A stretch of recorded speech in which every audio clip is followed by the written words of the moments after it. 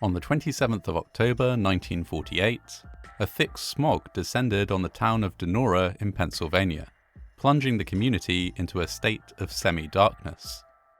The smog would remain stubbornly in place for several days, and when it did eventually lift, it would leave residents with a range of health problems that would plague them for weeks, months, and years.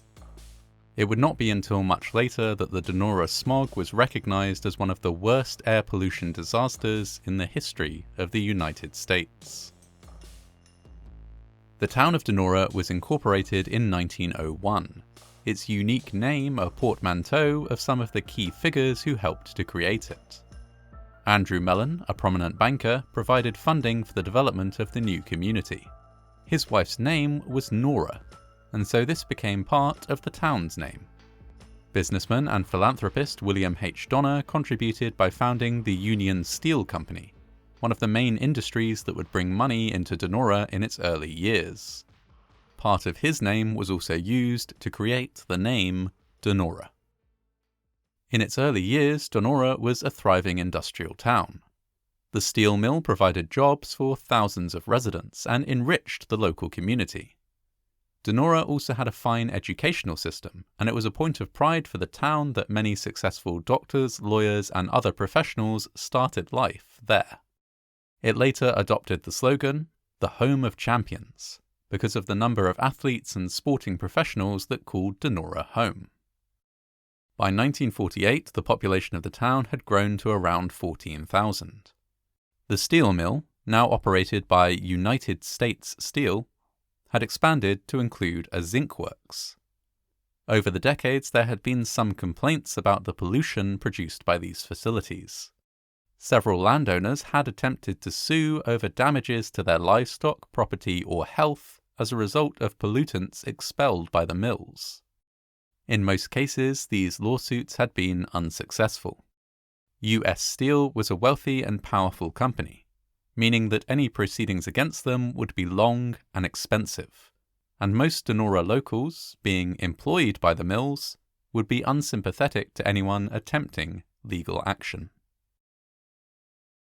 This situation changed on the 27th of October 1948, when the town of Donora experienced an unusual weather condition, a temperature inversion. Normally, air is warmer closer to the surface of the Earth, cooling as it rises. When this condition is inverted, for example by a warm mass of air moving in over a cold mass of air, cold air can become trapped close to the ground. Smog, fog, smoke, and other emissions tend to become trapped along with it. This was what happened in Donora, with the effect exacerbated by the fact that the town sits in a natural valley.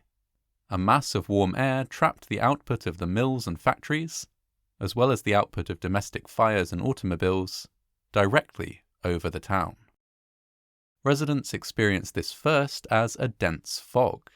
The presence of some fog in the town was not considered unusual. The smokestacks of the mills did not extend above the surrounding hills, and it was common for some light smog to accumulate in the mornings, though this would usually disperse by the time the sun had fully risen. To most residents, the persistent fog seen on the 27th of October was just an extension of a weather condition that they were very accustomed to. As such, life in Donora continued as normal. The annual Halloween parade went ahead on the 29th of October with local children marching down the high street in handmade costumes. Costumes which most people turning out to see the parade were only able to view in silhouette.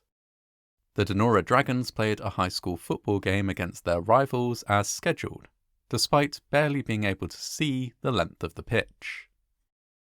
Residents went about town with handkerchiefs clamped over their noses and mouths to protect themselves against the sickly sweet smell of the smog.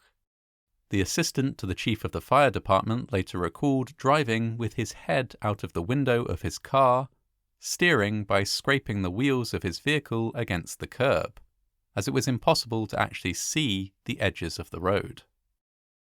By the night of the 29th of October, a rash of health problems began to arise. The smog, as well as being difficult to see through, also contained a number of dangerous substances expelled by the mills. sulfuric acid, nitrogen dioxide, and fluorine, all dangerous to human health when concentrated, would normally disperse into the atmosphere. Now, these chemicals infused the fog and entered the lungs of the town's population. Elderly people and those with conditions such as asthma experienced severe shortness of breath. Pets and houseplants died in great numbers. Residents experienced nausea, respiratory difficulty, and dizziness, and hundreds of calls were placed to the 8 doctors who served the town. These doctors began making house calls to do what they could for those afflicted. Due to the lack of visibility, ambulances had to be led by an individual on foot bearing a flashlight. At the same time, the fire department went from door to door, providing oxygen for those who were struggling to breathe.